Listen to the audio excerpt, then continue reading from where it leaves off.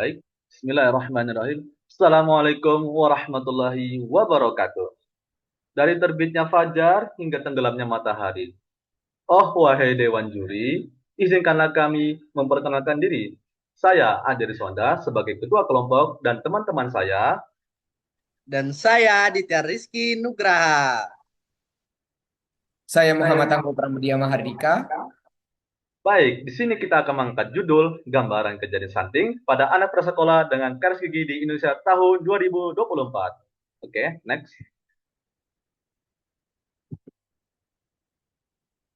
Dokumen ini adalah karya ilmiah yang disusun berdasarkan literatur review yang dilakukan oleh penulis. Setiap informasi, data, dan hasil analisis yang disajikan dalam karya ini tunjuk semata-mata untuk keperluan akademik dan literatur review. Next.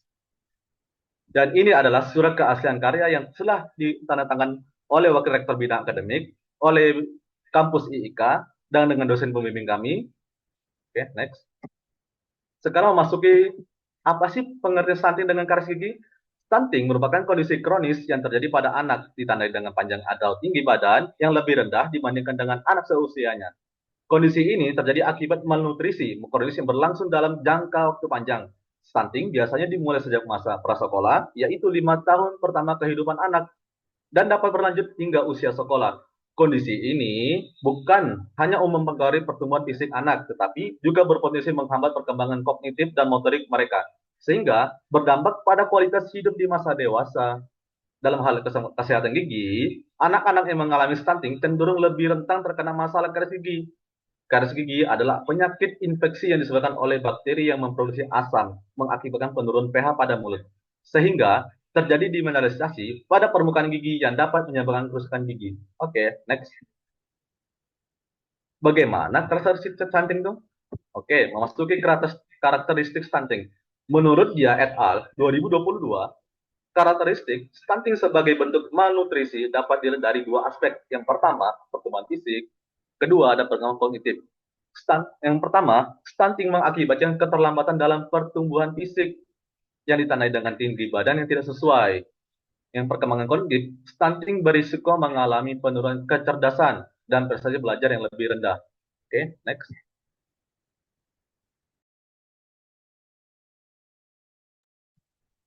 Di sini saya akan melanjutkan faktor terjadinya stunting. Nah, pada faktor terjadi stunting ini berkaitan dengan pola makan. Pola makan itu sendiri adalah asupan energi yang tidak mencukupi, rendahnya asupan protein, hewani, serta praktik pemberian makan yang tidak dapat tepat berkontribusi pada stunting.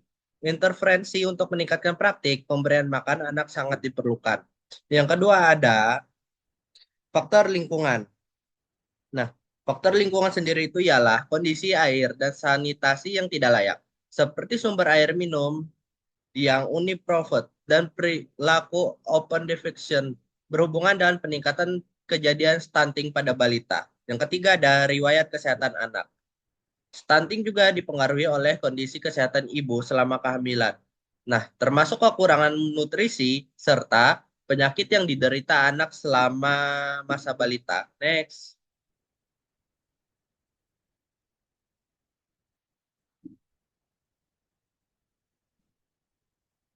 Nah, dampak stunting terhadap kesehatan gigi dan mulut. Stunting memiliki dampak signifikan terhadap kesehatan gigi dan mulut anak.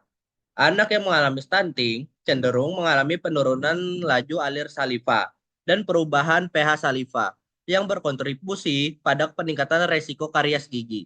Salah satu dampak utama dari stunting adalah penurunan laju alir saliva yang berfungsi sebagai pelindung bagi kesehatan rongga mulut. Next. Nah, dampak stunting terhadap kesehatan gigi dan mulut yang pertama ada penurunan laju alir saliva, yaitu saliva memiliki beberapa fungsi penting, termasuk sebagai buffer untuk menetralkan asam, pembersihan yang membantu menghilangkan sisa makanan, dan memiliki sifat antibakteri yang melindungi gigi dari kerusakan. Pada anak-anak yang mengalami stunting, laju alir silva cenderung menurun. Penurunan ini dapat mengakibatkan kurangnya pelindungan terhadap gigi, sehingga meningkatkan risiko terjadinya karies gigi. Saliva yang cukup membantu menjaga keseimbangan pH di rongga mulut yang penting untuk mencegah pertumbuhan bakteri penyebab karies. Yang kedua ada perubahan pH saliva. Selain penurunan laju alir, anak-anak yang mengalami stunting juga mengalami perubahan pH saliva. Nah, pada pH saliva yang normal berkisar antara 6,2 hingga 7,6 yang membantu menjaga lingkungan mulut tetap sehat. Ketika pH saliva menjadi lebih asam, kondisi ini dapat memicu demineralisasi enamel gigi yang merupakan lapisan pelindung gigi. Lingkungan yang asam ini sangat mendukung. Yang ketiga, ada resiko peningkatan karies gigi. Kombinasi dari penurunan laju alir saliva dan perubahan pH ini berkontribusi pada peningkatan resiko karies gigi pada anak-anak yang mengalami stunting.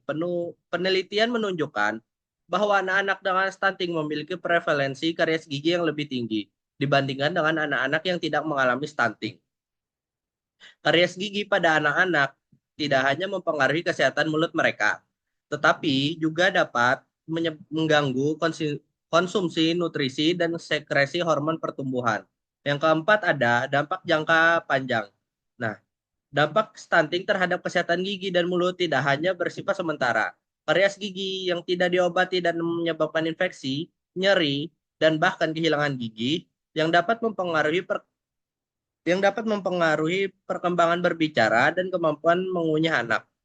Hal ini dapat mengakibatkan masalah dalam asupan nutrisi yang lebih lanjut, menciptakan siklus yang sulit untuk diputus. Oleh karena itu, penting untuk mengatasi masalah stunting dan kesehatan gigi secara bersamaan untuk memastikan pertumbuhan dan perkembangan anak yang optimal. Next,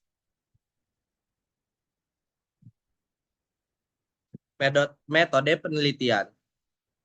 Nah, pada metode penelitian ini ada beberapa jenis penelitian dan populasi dan sampel penelitian. Nah, pada populasi dan sampel penelitian ini ada dua. Yang pertama ada populasi. Populasi penelitian ini adalah anak-anak prasekolah berusia 3 hingga 5 tahun. Yang kedua adalah sampel. Pengambilan sampel dilakukan dengan teknik purposive sampling. Nah, pada metode penelitian selanjutnya ada jenis penelitian. Penelitian ini merupakan penelitian kuantitatif dan penelitian cross-seksional yang bertujuan untuk mengetahui pengaruh penurunan laju air liur atau saliva dan perubahan karakteristik saliva. Nah, pada metode penelitian ini ada beberapa variabel, instrumen, prosedur penelitian, analisis data, dan etika penelitian. Pada variabel penelitian, variabel independen. Satu, penurunan laju alir liur atau saliva pada anak prasekolah. Yang kedua, perubahan karakteristik saliva atau pH saliva, komposisi, dan laju alir saliva.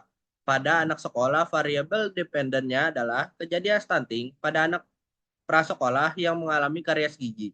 Yang kedua ada instrumen penelitian. Satu, pengukuran laju aliran saliva. Kedua, pengukuran pH saliva. Ketiga, pengukuran stunting. Keempat, ada pemeriksaan karies gigi. Pada prosedur penelitian terdapat satu, persiapan menyusun rencana penelitian. Dua, pengumpulan data. Data dikumpulkan dengan metode observasi. Yang ketiga ada analisis data. Nah, pada analisis data, penelitian ini merupakan penelitian kuantitatif dengan pendekatan cross-seksional yang bertujuan untuk mengetahui pengaruh penurunan laju air liur atau saliva dan perubahan karakteristik saliva. Yang terakhir ada etika penelitian. Penelitian akan menjaga kerahasiaan data pribadi subjek penelitian dan menggunakan data tersebut hanya untuk kepentingan akademis. Next.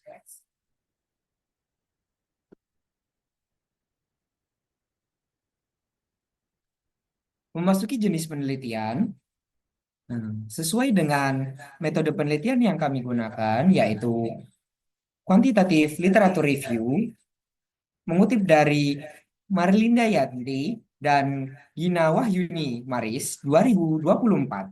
Penelitian ini merupakan penelitian kuantitatif dengan pendekatan cross-seksional yang bertujuan untuk mengetahui pengaruh penurunan laju air liur atau saliva dan perubahan karakteristik saliva terhadap kejadian stunting pada anak prasekolah yang mengalami karies gigi. Penelitian ini akan dilakukan dengan menggunakan survei dan pengukuran secara langsung pada anak-anak prasekolah di berbagai wilayah Indonesia. Next.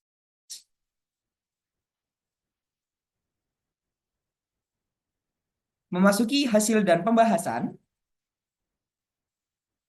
Next. Memasuki hasil dan pembahasan dalam jurnal penelitian kami, hubungan antara penurunan laju air liur saliva dan perubahan pH saliva terhadap kejadian stunting pada anak prasekolah. Hasil penelitian dan pembahasan yang ada dalam jurnal kami mencakup karakteristik subjek penelitian. Dari hasil ini, subjek 200 anak menjadi sampel dan 60% anak mengalami stunting dan karies gigi. Dari hasil penelitian ini menunjukkan bahwa penurunan air liur atau saliva pada anak yang mengalami stunting memiliki perubahan pH saliva yang cukup asam, yaitu antara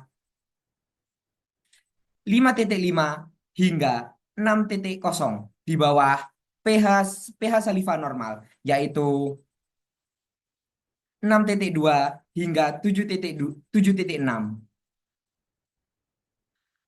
Perubahan keasaman saliva ini atau pH saliva memiliki peran besar dalam terjadinya karies gigi. Karena dalam kondisi rongga mulut yang asam atau pH dalam saliva yang asam akan merusak atau menggerogoti enamel pada gigi. Penurunan laju air liur dan perubahan pH saliva yang dialami anak-anak stunting berkontribusi besar pada tingginya resiko karies gigi di kalangan mereka. Oleh karena itu, perubahan pendekatan yang lebih holistik dalam penanganan stunting harus dilakukan. Next, memasuki kesimpulan. Dari hasil penelitian atau dari jurnal penelitian kami, dalam literatur review menyimpulkan bahwa terdapat hubungan signifikan antara stunting dan kesehatan gigi anak, khususnya terkait dengan kejadian karies gigi pada anak prasekolah yang mengalami stunting. Anak-anak yang mengalami stunting menunjukkan perubahan laju air liur saliva dengan perubahan pH saliva yang lebih asam, yang berkontribusi besar pada peningkatan resiko karies gigi. Kondisi ini menunjukkan bahwa malnutrisi kronis tidak hanya mempengaruhi pertumbuhan fisik tetapi juga kesehatan mulut dan perkembangan kognitif anak. Oleh karena itu, penanganan stunting harus dilakukan secara menyeluruh dan memperhatikan aspek-aspek kesehatan gigi dan mulut. Next.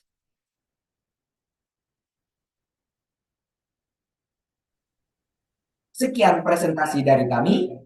Kami pamit undur diri. Wassalamualaikum warahmatullahi wabarakatuh.